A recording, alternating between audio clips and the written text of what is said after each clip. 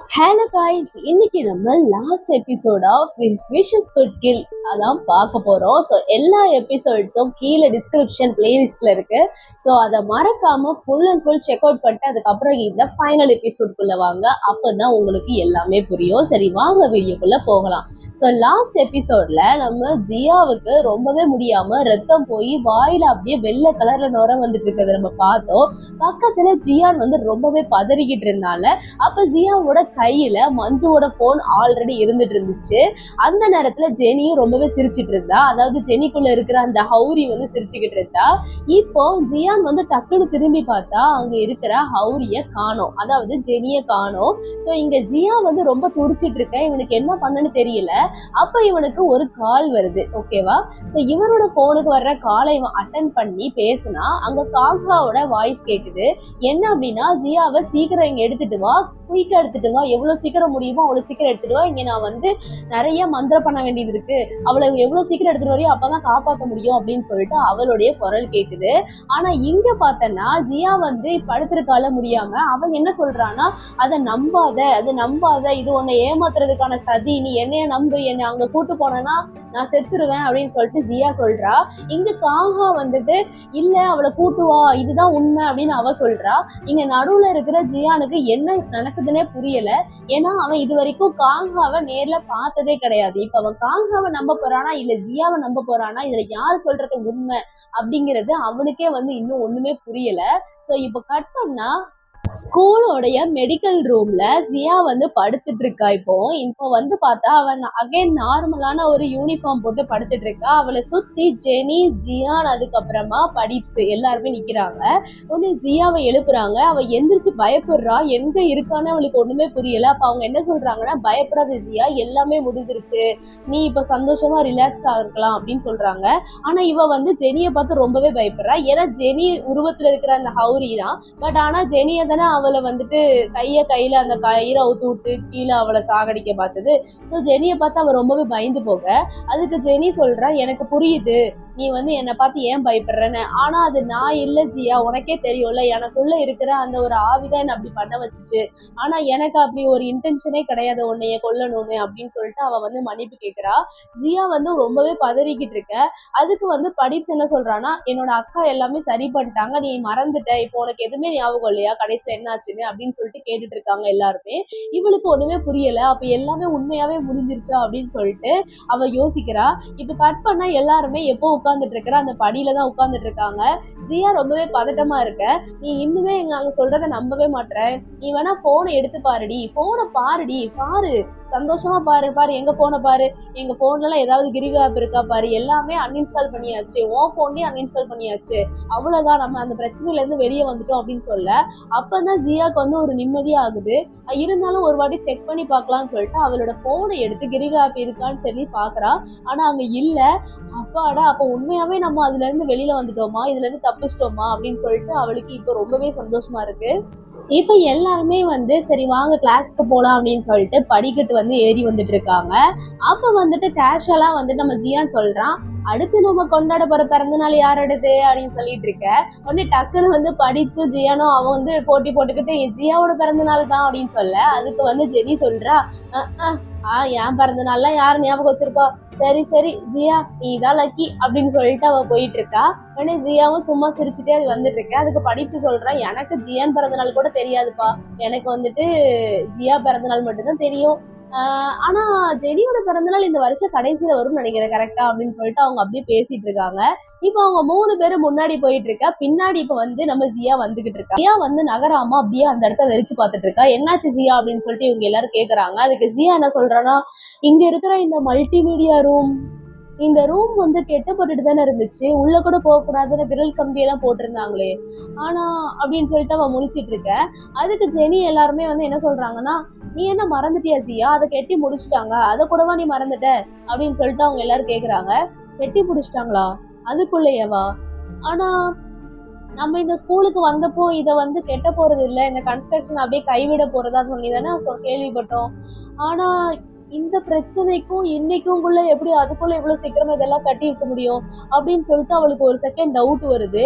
அப்ப அவ என்ன நினைக்கிறானா, இந்த இடம் உண்மையாவே ரியலா இல்ல இதுக்கு முன்னாடி ஒருவேளை காங்காவோட மந்திரம் இருக்கும்போது ஒரு ஹாலிஸ்னேஷன் போயிருப்பா தெரியுமா ஜியா.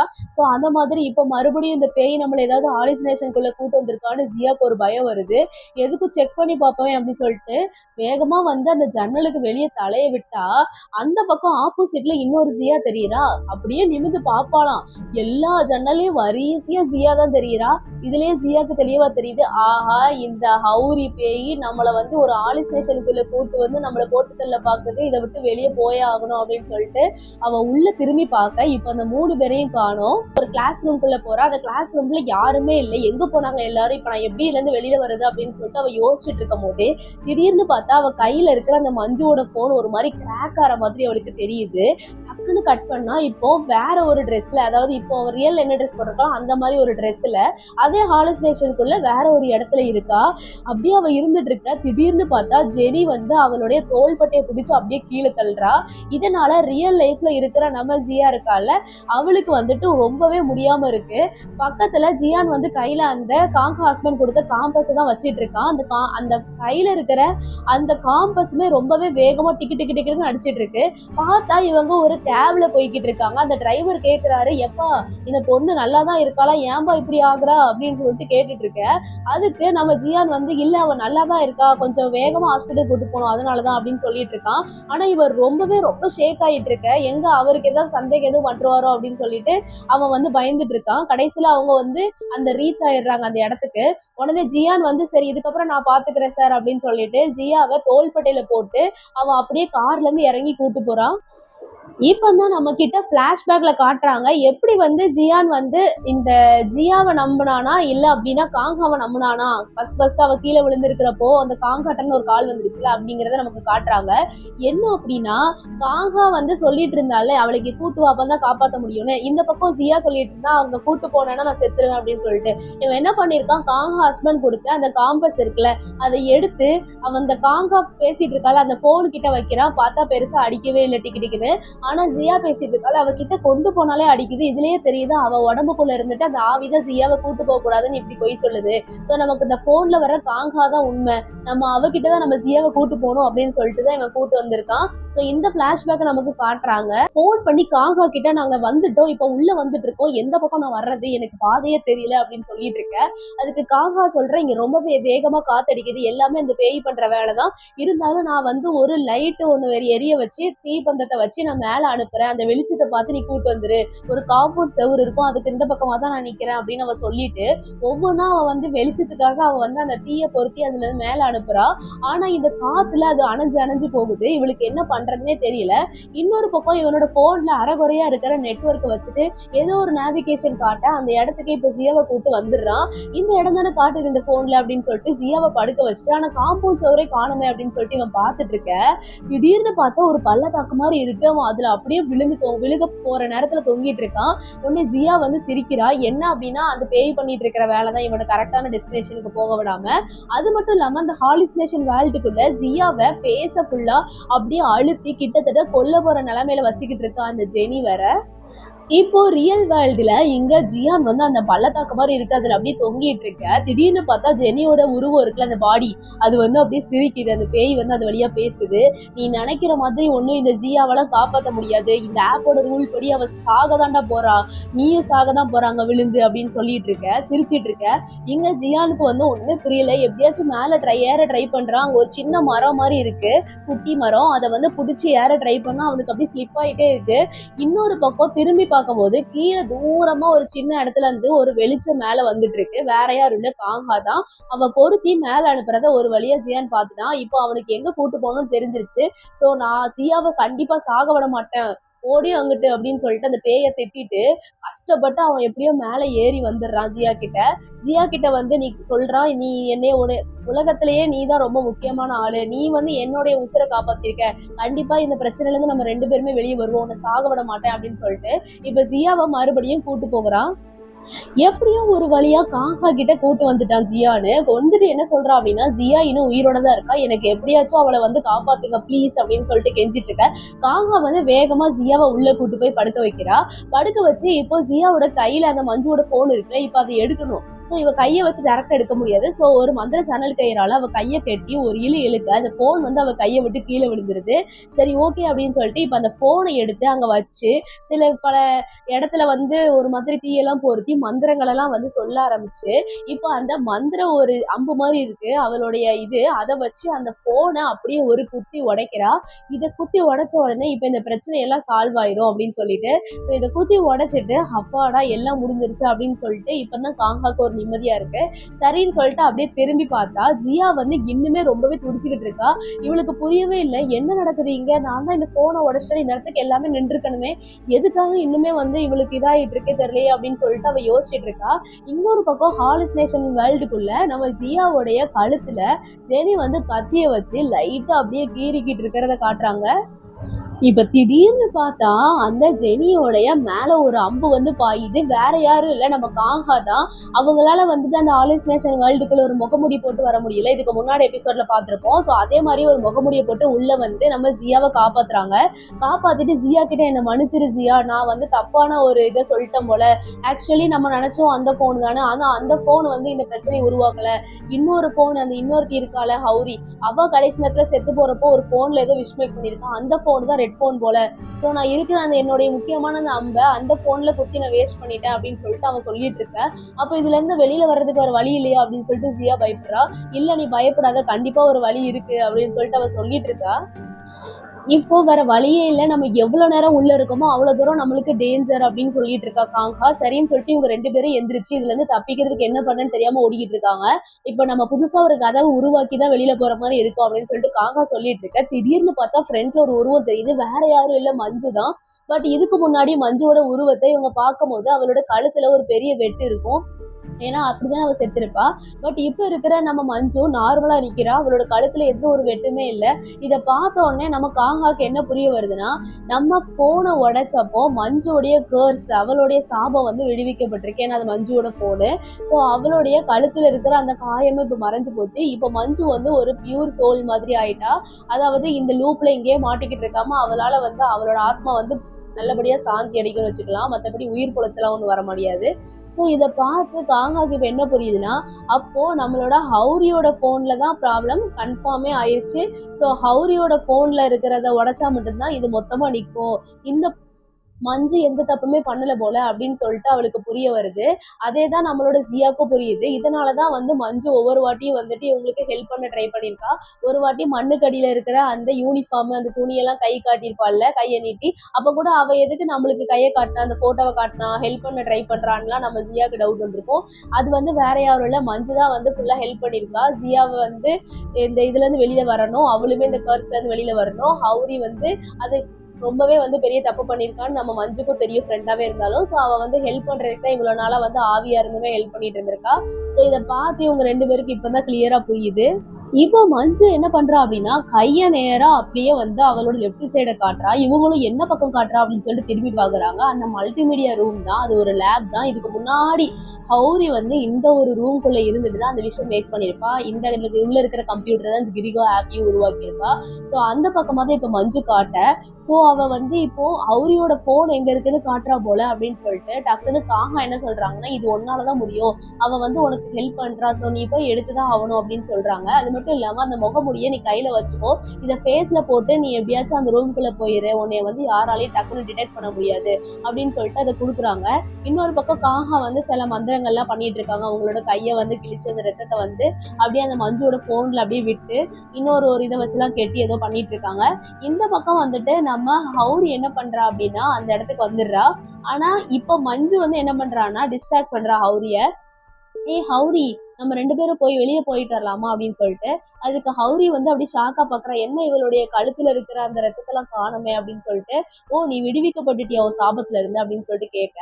ஆமா, சரி வா நம்ம 2 பேரும் வெளியில போயிட்டு அப்படி சும்மா சுத்திட்டு வரலாம் அப்படின்னா. எங்க வர சொல்ற அப்படின்னு சொல்லிட்டு ஹௌரி கேக்குறா. ஏய், நம்ம கோஸ்டியா, நம்ம எங்கனாலும் போகலாம், எப்பனாலும் வரலாம், உனக்கே தெரியும்ல, வா போலாம் அப்படின்னு சொல்லிட்டு கூப்பிட. நாளா எங்கேயும் வரல அப்படின்னு சொல்றா கோவமா ஹௌரி. உடனே அதுக்கு மஞ்சு வந்து சரி அப்ப இங்கே கடை அப்படின்னு சொல்லிட்டு அவ அங்க போயிடுறா. இவங்க பேசிட்டு இருக்கிற இந்த கேப்ல வந்து இந்த பக்கத்துல இருந்து அந்த மல்டிமீடியா ரூம்குள்ள நம்ம ஜியா வந்து அந்த முகமுடியை போட்டுட்டு போயிடுறா. இப்ப அந்த ரூம்குள்ள போயிட்டு முகமுடியை கலட்டிட்டு இப்ப அவ வந்து அந்த போன் எங்க இருக்குன்னு ஃபுல்லா தேடி பாக்குறா. ஆனா அந்த போன் அவ கண்ணுக்கு தெரியவே இல்லை. எங்க போச்சு அந்த போன், இந்த பக்கமா தானே மஞ்சு காட்டினா கையை அப்படின்னு சொல்லிட்டு குழப்பமா பாத்துட்டு இருக்கா. ரொம்பவே கன்ஸ்ட்ரக்ஷன் பண்றேங்கிற பேர்ல அப்படியே ஏதோ பண்ணி அப்படியே போடுறதுனால இவங்களுக்கு எல்லாமே ஒரு மாதிரி பாக்ஸ் பாக்ஸா இருக்கு, பெட்டி பெட்டியா தூசியா இருக்கு.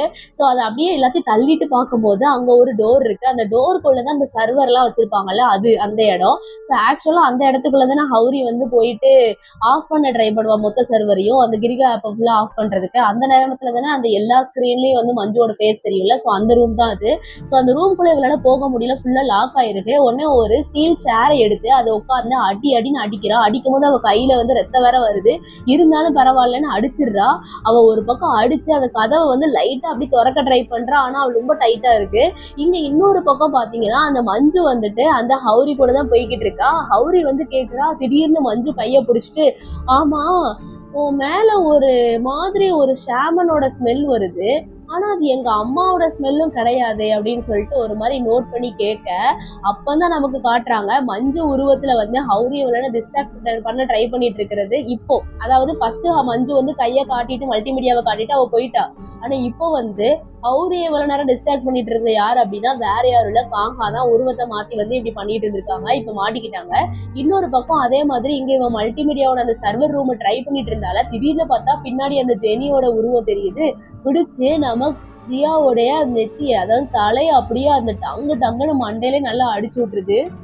இப்போ ஜியா வந்து தலையில அடிபட்டு கீழே இருக்க. பின்னாடி பார்த்தா ஜெனி வந்து கையில ஒரு மாவு குச்சி வச்சு நின்றுட்டு இருக்கா. இப்போ ஜியாக்கு என்ன டவுட் அப்படின்னா, அங்க ஹௌரி வந்து நம்ம காங்கா பேசிட்டு இருக்கும் போது இங்க இவ எப்படி ஒரே நேரத்துல இருக்க முடியும், அப்ப இது உண்மையாவே ஜெனி தான் அப்படின்னு சொல்லிட்டு, நீ நிஜமான ஜெனி தானே, நீ எதுக்குடி என்னை அடிக்க ட்ரை பண்ணிட்டு இருக்க, உனக்கு என்ன ஆச்சுன்னா உன் ஃப்ரெண்டு தானே அப்படின்னு சொல்லிட்டு இருக்க.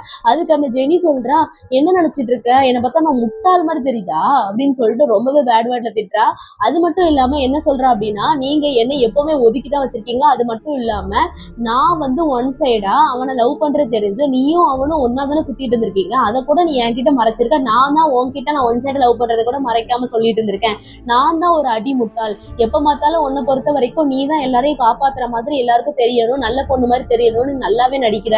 நான் வந்து கடைசியில பார்த்தா ஏமாந்த கோழி மாதிரி நிக்கிறேன் அப்படின்னு சொல்லிட்டு அவ ரொம்பவே வந்து அப்படி கடுப்புல பேசிட்டு இருக்க.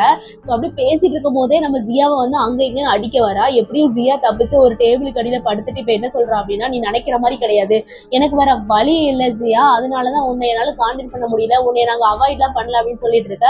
ஆஹா, எப்பவுமே உன் வாயிலிருந்து வர்றது எனக்கு வேற வழி இல்ல, எனக்கு வேற வந்து ஆப்ஷன் இல்லை அப்படிங்கிறது தானே, இப்படியே சொல்லி தானே எல்லாமே பண்ணிட்டு இருக்க, நீ ஒரு பிச் அப்படின்னு சொல்லிட்டு ரொம்பவே மோசமா திட்டிட்டு இருக்கா. திட்டிட்டு ஓங்கி இவ்வளவு அடிக்க வர. இன்னொரு பக்கம் காங்காவோட கையை பிடிச்சிட்டு இருக்கு ஹௌரி வந்துட்டு, நான் உன்னை கண்டுபிடிச்சிட்டேன் அப்படின்னு சொல்லிட்டு இருக்கா சிரிச்சுட்டு. காங்காவோட கையை பிடிச்சிக்கிட்டே இருந்தப்போ அப்படியே கையில வந்து ஒரு மாதிரி அவ ஸ்கின்னே அழுகி போற மாதிரி இருக்கு. வலி தாங்க முடியல காங்காவுக்கு. அப்ப இவ என்ன சொல்றான்னா, என்னோட இடத்துக்கே வந்துட்டு ஏன் முன்னாடி ஏமாத்த ட்ரை பண்றியாட்டி அப்படின்னு சொல்லிட்டு ஹௌரி அப்படி கையை இது பண்ணிட்டு இருக்க. இப்ப காங்காவோட அந்த பக்கமா மந்திரம் ஒண்ணு பண்ணிட்டு இருந்தாங்களோ அது எல்லாமே அப்படியே அணைய ஆரம்பிக்குது. ஆனாலும் காங்கா கையில ஒரு மந்திர அம்பு ஒண்ணு வச்சிருப்பாங்கல்ல, சோ அதை வச்சு அப்படியே டக்குன்னு வந்து ஹௌரிய குத்த வர. ஹௌரி அந்த இடத்துல இருந்து மறைஞ்சு போயிடுறா. காங்கா ஹௌரி எங்க போனா அப்படின்னு சொல்லிட்டு சுத்தி தேடிக்கிட்டு இருக்க. கீழே ஒரு சிகப்பு போல் அப்படியே நகர்ந்து போகுது. அப்படியே கது தெரியாம காங்கா அப்படியே போயிட்டு இருக்கா. இப்ப அவ அப்படியே திடீர்னு காங்காவோட கை அப்படியே வளைஞ்சு ஒரு மாதிரி போயிட்டு இருக்க. இன்னொரு பக்கம் நம்ம ஜியாவும் ஜெனியும் வந்து சண்டை போட்டுட்டு இருக்காங்க. இப்ப அவ குத்த வரும்போது ஒரு டேபிள வச்சு தடுத்துட்டா. இப்ப ஜியா வந்து அவளை அடிக்க, அவ இவளை அடிக்கன்னு போய்கிட்டு இருக்கு. இப்ப ஜியா வந்து என்ன பண்றா அப்படின்னா, ஜெனிய படுக்க வச்சு ஜெனியோட கழுத்து மேல உட்காந்து மேல உட்காந்து கழுத்து மேல கைய வச்சு என்ன சொல்லிட்டு இருக்கானா, இங்க பாரு, நீ எந்த தப்பு பண்ணலன்னு எனக்கு நல்லாவே தெரியும், வரையும் தேவையில்லாத பிரச்சனையை பண்ணிக்கிட்டு இருக்க நீ தான் அப்படின்னு சொல்லிட்டு இருக்கா. இந்த ஆப் தான் உன்னை இப்படி மாத்தி வச்சிருக்க அப்படின்னு சொல்லிட்டு ரொம்பவே வந்து வருத்தப்பட்டு கோவமா வேற சொல்லிட்டு இருக்கா ஜியா. ஆனா ஜெனி வந்து கேட்கற நிலைமையில இல்ல ஃபர்ஸ்ட். ஆனா ஏதோ ஒரு வகையில வந்து ஜியாவால கண்ட்ரோல் பண்ண முடியுது இவளை. ஏன்னா இப்போதைக்கு இவ வந்து ஒரு மனுஷியா தானே இருக்கிறா, எந்த ஒரு ஆவியும் வந்து இது பண்ணல. ஸோ அதனால இப்போ இவங்க 2 பேரும் மாத்தி மாத்தி அடிச்சு சண்டை போட்டுட்டு இருக்காங்க. இப்போ காகாவுடைய கையில ஒரு ரத்த துளி விழுது. என்ன கீழே துளி விழுது அப்படின்னு சொல்லிட்டு அவ நிமிர டக்குன்னு பார்த்தா மேல இருந்து நம்ம ஹௌரி அப்படியே விழுகிறா. ரத்தத்தோட அப்படி விழுக இவ டக்குன்னு அம்பை எடுத்து குத்த அவ மறைஞ்சு போயிடுறா. இன்னொரு பக்கம் நம்மளோட ஜியாவோட இடுப்புலயே வந்து ஓங்கி எடுத்து குத்திடுறா. இது நிஜமாவே கொஞ்சம் கூட வந்துட்டு அவ ஃப்ரெண்டுன்னு கூட யோசிக்கவே இல்லை ஜெனி. ஜியாவுக்கு ரொம்பவே வந்துட்டு அழுகையா வருது. அதுக்கு ஜெனி என்ன சொல்றா அப்படின்னா, இந்த பின்ட்டு முட்டாள் மட்டும் இந்த ஆப் இருக்குன்னு என்கிட்ட சொல்லலைன்னா எனக்கு இப்படி ஒரு பிரச்சனையே வந்திருக்காது. நீங்க எல்லாரும் தாண்டி நாங்க என்னோட வாழ்க்கை நாசமா போனதுக்கு காரணம் அப்படின்னு சொல்லிட்டு அவ கோவத்துல வந்திருக்கா. இதுக்கு மேல இவகிட்ட பேசி எந்த பிரயோஜனமும் இல்லைன்னு அப்படியே ஜியா யோசிச்சுட்டு இருக்கா. இவ ரொம்பவே வாய் விட்டுட்டு இருக்கா. இந்த பின்ட்டுல சாகக்கூடிய ஆளுதான், நீயும் சாக வேண்டிய ஆளுதான், எல்லாருமே தான், அந்த ஜியானும் தான் அப்படின்னு சொல்லிட்டு இருக்க. கோவத்துல என்ன பண்ணிடுறா நம்ம ஜியா, அப்படியே மூஞ்சி மேலேயே நங்கு நங்கு நங்கு நங்குன்னு போட்டு குத்துன்னு குத்திடுறா. ஏன்னா ஆல்ரெடி அவ வந்து ஒரு ஸ்போர்ட்ஸ் கேர்ள்ல செம்ம அடி, அப்படியே மூஞ்சி தேஞ்சு போயிருது நம்மளோட ஜெனிக்கு. இங்க காகா எப்படியோ வந்து பயங்கர சண்டையில பல ரத்தம் வந்து சிந்தி வலி தாங்க முடியாம இருந்தாலுமே நம்ம ஹௌரி அப்படியே திருப்பி பிடிச்சி அந்த மந்திர அம்பை வச்சு அப்படியே வயிற்றுல ஒரு இறக்கிடுறாங்க. இறக்கிட்டு நீ என்ன நினைச்சிட்டு இருக்க, நீ எவ்வளவு தூரம் என்னுடைய ரத்தம் வந்து என்னுடைய அந்த மந்திர கயிறுல படுதோ அவ்வளவு தூரம் நான் உன்னை கண்ட்ரோல் பண்ண முடியும் அப்படின்னு சொல்லிட்டு பிடிச்சி நல்லா வச்சு செஞ்சுட்டு இருக்கேன். இன்னொரு பக்கம் நம்ம ஜியா வந்து அந்த மல்டிமீடியா ரூம்ல இருந்து போனை எடுத்துடுறா, ஹௌரியோட போனை. அந்த போன்ல இன்னுமே கிரிகோ கெவிஷ் அப்படின்னு சொல்லிட்டு ஓடிக்கிட்டு இருக்கு. அப்பாடா ஒரு வழியா கண்டுபிடிச்சாச்சு அப்படின்னு சொல்லிட்டு அந்த போனை எடுத்துட்டு வெளியில ஓடி வரா. இப்போ காகா கிட்ட அந்த போனை தூக்கிட்டு ஜியா ஓடி வர, இங்க காகா வந்து அந்த ஹௌரியோட வயிற்றுல குத்திட்டு இருக்கிற அந்த அம்பு மட்டும் தான் இப்ப மிச்சம் இருக்கு. அந்த அம்பை வச்சுதான் இப்ப அந்த போனை உடைக்கணும். இப்ப இந்த அம்பு இவ உடம்புல இருந்து எடுத்தா இப்ப இவ வந்து நார்மல் ஆயிடுவா, அந்த ஹௌரி மறுபடியும் பலசாலி ஆயிடுவா. ஆனா வேற வழி இல்லாம அந்த அம்பை அவ உடம்புல இருந்து எடுத்து அப்படியே அந்த வில்லில வச்சு வேகமா இப்படியே விடுறாங்க காகா. ஆனா அந்த அம்பு வந்து அவருடைய கையில இருக்கிற அந்த போன்ல படாம செவுத்துல போய் குத்திடுது. ஏன்னா இப்ப அவங்களால சுத்தமா முடியல, அதனால அவங்க தப்பா குறி வச்சு அங்க போயிருது. இத பார்த்துட்டு ஹௌரி உஷாராயிடுறா, போனை உடைக்க போறாங்க அப்படின்னு சொல்லிட்டு. அங்க வந்துட்டு காங்கா கத்த, சீக்கிரம் அதை எடுத்து குத்து அப்படின்னு சொல்லிட்டு கத்த. இங்க வந்து ஜியா வந்து அந்த அம்பை எடுத்து இப்படி குத்த வரும்போது இங்க ஹௌரி செம்மையா கத்துறா. அவளுடைய அந்த கத்துற அந்த சத்தத்துல அங்க இருக்கிற கண்ணாடியெல்லாம் அப்படி தெரிச்சு நம்ம ஜியா மேல குத்த வருது. ஆனாலும் ஜியா வந்து எப்படியோ அதை எடுத்து ஒரு குத்திடுறா. குத்துன உடனே அந்த கிரிகோ மேக்கிய விஷ் அப்படியே ஒரு செகண்ட்ல அப்படியே ஆஃப் ஆகுது. அப்படியே அந்த கண்ணாடிலாம் அப்படி கொலாப்ஸ் ஆகி இப்போ கட் பண்ணி அப்படியே இன்னொரு சீனை காட்டுறாங்க, ரியல் லைஃப்ல காட்டுறாங்க. இப்ப காகா அப்படியே கண்ணை முழிக்கிறா. முழிச்சிட்டு ஜியா ஜியா அப்படின்னு சொல்லிட்டு எழுப்ப ஜியாவே இப்ப கண்ணை முழிக்கிறா. இப்ப ஜியா கேக்குறா எல்லாமே முடிஞ்சிச்சா அப்படின்னு சொல்லிட்டு. அவங்க வந்து கண்டிப்பா எல்லாமே முடிஞ்சிச்சு அவ்வளவுதான் அப்படின்னு சொல்லிட்டு ரொம்பவே சந்தோஷமா சொல்றாங்க. அப்படியே இவங்களுக்கு ரொம்பவே சந்தோஷமா இருக்கு. எழுந்து உட்காந்து அங்க தூரமா உட்கார்ந்துகிட்டு இருக்கிற நம்மளோட ஜியானையும் அவ பாக்குறா. அவனையும் காப்பாத்திட்டோம் அப்படிங்கிற சந்தோஷம் அவன் ஃபேஸ்ல நல்லாவே தெரியுது. கட் பண்ணா இப்ப நார்மலா கிளாஸ் ரூம்ல உட்காந்துட்டு இருக்காங்க. கிளாஸ்ல பாடம் நடத்திட்டு இருக்கு. இங்க எல்லாருமே வந்து இப்ப கொஞ்சம் நிம்மதியா சந்தோஷமா இருக்காங்க. ஆனா என்னதான் இருந்தாலும் பின்டுவையும் ஜெனியையும் வந்து காப்பாற்ற முடியல. ஜெனியும் இறந்தாச்சு, பின்டும் இறந்தாச்சு. ஜியா வந்து இப்ப அவங்களுடைய பிளேஸை பார்த்துட்டு அவங்க இருக்கிற அந்த நினைவுகளை அப்படியே பார்த்து சிரிச்சு அப்படியே ஒரு மாதிரி எமோஷனலா காட்டிட்டு இருக்காங்க. இப்ப அங்க கட் பண்ணா இப்போ நம்ம பின்டுக்கு தான் வந்துட்டு பண்ணாத அந்த சடங்கை வந்து இப்ப பண்ணிக்கிட்டு இருக்காங்க, இறுதி சடங்கு. ஸோ அதை பண்ணிட்டு உனக்கு வந்து சொர்க்கத்துல ஒரு நிம்மதியான வாழ்க்கை அமையறதுக்கு நான் வந்து வேண்டிக்கிறேன் அப்படின்னு சொல்லிட்டு காகா தான் வந்து அந்த மந்திரத்தை சொல்லி ஒரு தாள்ல ஒரு மந்திரத்தை அப்படியே எரிச்சு அப்படியே மேல அனுப்புறாங்க. எல்லாருமே வணங்கிட்டு இருக்காங்க. எல்லாருமே அப்படியே அழுதுட்டே வானத்தை பார்த்துக்கிட்டு இருக்க. இப்போ நம்ம காகா ஹஸ்பண்டை காட்டுறாங்க. ரொம்ப நேரத்துக்கு அப்புறமா காகா ஹஸ்பண்டை வந்து படிப்ஸ் சீக்கிரமாவே ஹாஸ்பிட்டலுக்கு கூட்டு போய் ஃபுல் அண்ட் ஃபுல் ஐசி வார்ட்ல இருந்து இப்போ ரெக்கவர் ஆகி வந்துட்டாரு. இப்போ அவருக்கு அங்கங்க கொஞ்சம் பிளாஸ்டர் மட்டும் தான் இருக்கு, மற்றபடி ஆளு வந்து பேக் டு நார்மல். ஸோ இப்போ வந்து அவர் அப்படியே கண்ணாடி வழியா நம்மளோட காகாவுடைய ஹஸ்பண்ட் இருக்கு, அதாவது காங்காவோட ஹஸ்பண்ட் காங்காவை பார்த்துக்கிட்டு இருக்காரு. ஓகேவா, சைட் அடிக்கிறாரா இல்லை என்னன்னு தெரியல. ஒரு பக்கம் அவர் பார்த்துட்டு இருக்க, இன்னொரு பக்கம் வந்துட்டு நம்ம ஜியானும் உட்காந்துட்டு இருக்காங்க. அப்போ ஜியாவுடைய போன்ல கிரிகோ ஆப்பை பார்த்துட்டு இன்னும் எதுக்கு இந்த போன்ல இந்த ஆப்பை வச்சுக்கிட்டு இருக்க அப்படின்னு சொல்லிட்டு அவங்க கேட்க, எனக்கு ஒரு மாதிரி கில்ட்டா இருக்கு, இந்த ஆப்னால நம்ம நிறைய பேர் இழந்துட்டோம், என்னால ஜெனியை திரும்ப கொண்டு வர முடியல, அவகிட்ட நான் எவ்வளவோ சொன்னேன் ஆனா அவ என்ன அப்படின்னு சொல்லிட்டு ரொம்பவே ஃபீல் பண்ணிட்டு இருக்க. சரி, எங்களுக்கு இவ்வளவு தூரம் நீ சொல்லணும்னு அவசியமே கிடையாது, நீ அவ்வளவு போராடி இருக்க, தயவு செஞ்சு இந்த ஆப்பை அன்இன்ஸ்டால் பண்ணிட்டு நம்ம வந்து ஒரு நிம்மதியான வாழ்க்கையை தொடங்கலாம் அப்படின்னு சொல்லிட்டு இருக்க. சரின்னு சொல்லிட்டு இவளுமே வந்துட்டு அந்த ஆப்பை அங்கேயே அன்இன்ஸ்டால் பண்ணிடுறா. இப்ப எல்லாருமே வீட்டுக்குள்ள உட்காந்து சாப்பாடு சாப்பிட்டு இருக்க காங்கா ஹஸ்பண்ட் என்ன சொல்லிட்டு இருக்காருன்னா, அன்னைக்கு நான் காருக்கு வெளியில அப்படியே நின்றுகிட்டு இருக்கேன், என்னால முடியவே இல்லை, அப்படி ரத்த வெள்ளத்துல போய்கிட்டு இருக்கேன், பக்கத்துல ஒருத்தன் பிரதர் இன்லா எப்படியாச்சும் என்ன வந்து விட்டு போயிடாதீங்க பொழைச்சிருது அப்படின்னு சொல்லிட்டு ரொம்பவே கதறிக்கிட்டு இருந்தான்ப்பா. அவனுடைய குரல் இந்த உலகத்துக்கே கேட்டிருக்கும்னு நினைக்கிறேன். அது மட்டும் இல்ல, அவன் அங்க மட்டுமா புலம்புறான், ஆம்புலன்ஸ் போறப்ப புலம்புறான், ஹாஸ்பிட்டல் போறப்ப புலம்புறான், ஐசி வார்டுல இருந்தாலும் புலம்புறான், வெளியில வந்தாலும் புலம்புறான். அவன் என் பொண்டாட்டிக்கு கூட கால் பண்ணி, அக்கா இப்படி ஆயிடுச்சு அக்கா, என்னாலதான் அக்கா அப்படின்னு சொல்லிட்டு வேற புலம்புறான்ப்பா அப்படின்னு சொல்லிக்கிட்டு போட்டிக்கிட்டு இருக்காரு. சரி சரி விடுங்களா, இப்ப என்னவா அப்படின்னு சொல்லிட்டு அவன் சொல்லிட்டு இருக்கான். எல்லாருமே சிரிச்சிட்டு இருக்காங்க, ஜியானு சியா எல்லாருமே, ஈவன் காங்கா கூட சிரிச்சிட்டு இருக்காங்க சந்தோஷத்துல. அப்புறமா வந்து காங்கா ஹஸ்பண்ட் என்ன சொல்றாருன்னா, நான் அப்பதான் ஒரு விஷயத்த பார்த்தேன். ஆக்சுவலி வந்துட்டு என் கண்ணுக்கு பின்ட்டு தெரிஞ்சான், பின்ட்டு ரொம்பவே சந்தோஷமா இருந்தான் அந்த சடங்கை பார்த்து அப்படின்னு சொல்றாரு. ஆக்சுவலி அவர் அப்பமா சைட் அடிக்கல போல, அவர் ஆக்சுவலி பின்ட்டுவோ தான் பார்த்திருக்காரு, நம்ம கண்ணுக்கு தான் தெரியல. அது மட்டும் இல்லாம காங்கா கிட்ட இன்னொன்னு சொல்றாரு, உன் பின்னாடி இருக்கிற அந்த ஒரு சக்தியை நான் பார்த்தேன், உன்னைய இந்த இடத்துல இருந்து காப்பாத்தி கூட்டு போறது எப்படின்னு எனக்கு தெரியும் அப்படின்னு சொல்லிட்டு அவர் சொல்ல, நிஜமாவா அப்படின்னு சொல்லிட்டு அவ அப்படியே பாக்குறா. உடனே அதுக்கு படிச்சு வந்து, நீங்க ஹாஸ்பிட்டல்ல சொன்ன மாதிரி அக்காவை வெளியில கூட்டு போறதை பத்தி தானே பேசுறீங்க அப்படின்னு சொல்லிட்டு கேக்குறான். ஆமா அப்படின்னு சொல்லிட்டு அந்த கண்ணாடி மேல இருக்கிற அந்த ஃப்ரேம் அப்படியே கலட்டிட்டு அவருடைய கண்ணை அப்படி காட்டுறாரு. அது எல்லாரும் அப்படி உத்து பார்க்க அந்த கண்ணுல அப்படியே ஒரு லென்ஸ் மாதிரி வர்றதை காட்டி, இப்போ இந்த எபிசோடு இல்ல, இந்த ஹோல் சீரீஸே இந்த இடத்துல முடிக்கிறாங்க. ஜெனியோட போனை இதுக்கு முன்னாடியும் ஒருத்தன் வந்து பின்ட்டு கூட வந்து பேசிட்டு இருந்தால, பப்ல இருந்து கூட ஏதோ பேசிட்டு இருப்பான். அப்ப கூட பின்ட்டு மாதிரி இவங்க பேசி அவங்க கிட்ட போய் விசாரிக்கும் போது எனக்கு வேற எதுவுமே தெரியாதுங்க அப்படின்னு சொல்லிட்டு இருப்பால, அந்த பையன் கையில வந்து இப்ப ஜெனியோட போன் கிடைக்குது. அந்த போனை எடுத்து யாரோடதுன்னு தெரியலையா அப்படின்னு சொல்லிட்டு சார்ஜ் போட்டு பாக்குறான். சார்ஜ் போட்டு பார்த்தா இப்ப ஆன் ஆகுது, அதுல ஜெனியோடைய போட்டோ தான் இருக்கு வால்பேப்பர்ல. ஓ அப்படி இவளோட போனா அப்படின்னு சொல்லிட்டு இவன் பார்த்துட்டு இருக்கு. அதுக்குள்ள வந்து ஒரு கிரிகோ ஆப் இருக்கு. டக்குன்னு பார்த்தா இவனுடைய கம்ப்யூட்டருக்கு ஒரு மெசேஜ் வருது. அந்த மெசேஜ் அவன் பார்த்துக்கிட்டே இந்த கிரிகோ ஆப்பை ஆன் பண்ண, இதுல கிரிகோ ஆப் மேக் எ விஷ் அப்படின்னு சொல்லிட்டு வர்ற மாதிரி இந்த எபிசோட இல்ல, இந்த ஹோல் சீரீஸ் இந்த இடத்துல முடிக்கிறாங்க. ஜஸ்ட் ஒரு பார்ட் 2 அப்படி, அதாவது ஒரு சீசன் 2 இல்ல பார்ட் 2 அதுக்கு வந்துட்டு ஒரு அடி போடுற மாதிரி ஒரு இதை முடிக்கிறாங்க. ஸோ வந்துட்டு எப்படி இருந்துச்சு அப்படின்னு சொல்லிட்டு நீங்க கமெண்ட்ல சொல்லுங்க. ஸோ உங்களுக்கு இந்த மாதிரி சீரீஸ் பிடிச்சிருக்கா, இல்ல வேற இதே மாதிரி வேற என்ன சீரீஸ் வேணும் அப்படிங்கறத நீங்க வந்து இதுல லிஸ்ட் அவுட் பண்ணுங்க, நான் அதை பாக்குறேன். So until then this is LG voice. Bye bye.